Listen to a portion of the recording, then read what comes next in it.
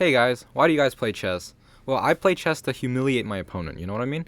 Like, I want to beat them so bad that after the game, like, the only thing they can think about is, dang, I'm just not him, right? So, if you're like me, then you have to get good first, right? You have to get really good at the game so you can beat everybody. Um, you know, at the end of the day, like, one of the main reasons I play the game of chess is to get better at chess, you know? No more, no less, right? If you're not willing to have, like, that sort of mindset that I play to get better, and I get better to play, then you should leave the video about right now, okay? So here's what the video is really about, okay? I'm going to run through the logistical side of getting better at the game. There's going to be no specifics, no like 5 opening tips that'll help you gain 500 ELO or something along those lines, right? I'm going to share exactly what I did for over 10 years, right, to get to where I am right now. I'm about 2150, almost really close to National Master, pretty much one tournament away from National Master. I'll let you guys know when I get there. So I just want to let you guys know that there's no secret technique you need to know. There's just discipline and consistency. And at the end of the video, I will recommend you guys my favorite and most influential chess book ever, so stay tuned for that. Alright, so let's get started. So I'm going to put on the screen a pie chart for the time you should spend studying the game. So here's like the breakdown of what you should be doing to get better. Let's go through each part one at a time, right? So tactics. This is like my most important part in my opinion. You need to do around 15 to 30 a day, consistently. No more, no less. Don't push it and don't underdo it. So how do I put this? Well, tactics are like the prerequisite of playing the game, right? It's sort of like how you can't play soccer without working out consistently, or how you can't start learning strategy in like an FPS shooter game without first learning how to aim, right? It's your foundation. It's like your groundwork. Before you can add anything on top, you need to first be able to walk straight, okay? So that's what tactics are for. Everybody needs it. It doesn't matter if you're an aggressive player or a defensive player. I don't care. Okay, so how do we do tactics, right? People keep saying, oh, do tactics, right? So specifically, well, you want to use lead chess, right? Chess.com has fallen off. Do random tactics. Number one, do random tactics. Many people say, like, oh, if you don't know how to do this one tactic, you should just set that skill to, like, custom tactics. Do that one over and over again. No. All right? Yeah, okay. So you only do that if you just really cannot figure out one type of tactic. Otherwise, set them to random tactics, okay? Random tactics. There's not going to be like a little guy on your shoulder that's going to be like, pss, pss, there's a checkmate in 3 here. That's just not real. During the game, you're alone. You're alone in a room, silent. It's all up to you to figure out. That's why you do tactics random. You need to train your identifications ability. People overrate, like, oh, well, you need to know how to do forks, how to do pins. They're all the same, bro. It's just calculation. What you really need to train is your tactic identification ability.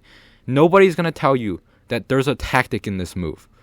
Like, how many moves are in a game of chess? There's like 30, 40, 50. No, you need to identify when there's a tactic here. That's the whole point people do tactics. It's not like, oh, I don't know how to do checkmates. I just want to do checkmate. No. Okay? Okay, part 2. Second thing, to do tactics. Don't move the pieces until you have the whole line in your head and you know you're going to get what you want. And then play it all out at once, okay? So why is this important? Well, let's say you're playing a real game, right? And you play one move at a time and then you look one move forward, you play one move at a time and then you realize you mess up. There's no going back, is there, right? So that's why you need to start from the base position and look all the way through and be like, okay, yes, my variation works. And then you play it all out, okay? Otherwise, don't move at all. Just sit on your hands and just don't move at all, okay? This is your training, your ability to verify if a line is correct from the very beginning. All right, you can tell that I'm sort of doing that in the background right now. I'm sitting at the base position, and at the moment I see the correct move, I just go, all the way through. Okay. Another thing you need to do during your tactics is, if you do get a tactic wrong, don't look at the answer immediately. You need to try it, and try again until you get it right. Then you can look at the engine to understand why you're wrong. Understand why you're wrong, understand why the correct move is right, and blah, blah, blah. It's sort of like if you're taking a test and you don't review why you were wrong, you learn nothing at all, Okay, so that's all for tactics. Just remember, consistency over quantity. 15 tactics is a day. It's much better than like 100 tactics in one day, per week or something. Okay, part 2, play games. This is pretty self-explanatory. The more you play the game, the better you get. But here are some important notes when you play games, right? You want to play longer games, set the rating range to higher, so don't play anyone lower than you. It's kind of a waste of time. And then, like, really lock in. If you want to play bullet, if you want to get better, you should ban bullet, ban blitz, only except like when you want to have fun. Of course, that's when you can chill out. They don't really help at all since they rely on your instincts. Something you might not have developed yet. Instinct is sort of like muscle memory. It's like how when you learn an instrument really well, you develop like your sight reading abilities. You can't play fast until you can play slow properly. And playing slow properly allows you to play faster. Does that make sense? The better you can play the game, the faster you will play it. It's not the other way around. Not the faster you play it, the better you'll play it. No. That's not how it works. Eventually, if you play slowly first, you'll build your instinct, and that'll allow you to play blitz and stuff better. Okay? You also need to review your games, of course. That's very obvious. Find critical moments. Tactic identification ability. Find critical moments. Find critical moments that you missed. Okay, be like, okay, there was a tactic here. Why did I miss that? And then just consider, why did I miss that? Why wasn't I looking at that? And then adjust your method of, your pattern of thinking. I don't recommend using the game analysis feature on chess.com. It's like, oh, brilliant move. Whatnot. Nobody cares. Okay, so let's go into the 10% openings, endgames, and theory in general. Okay? So everything I've said so far is sort of common sense. Of course, do tactics. Of course, play games. Is there anything new? Anything new you can provide? Well, this section is like only 10%, so you can kind of tell how important it is to me. Personally, let's start with openings. I only started looking at openings when I was around 1200 OTB. Before then, I sort of just played E4 if I was white, E5 as a black, and just balled from there. Openings, I generally recommend you pick one line for each side and then just look pretty deeply into it. You don't need to buy a book. You can just use the internet. I'm going to make a video later about how to self-study openings. Stay tuned for that. But there's plenty info on every opening on the internet. You can find everything you need. It's really if you're just willing to look for it, I'm not a firm believer in openings, like seriously considering openings until like 1800 OTB. So about 3 to 5 moves deep into main line should be good enough for most cases. Okay, so more importantly, let's look at endgames in theory.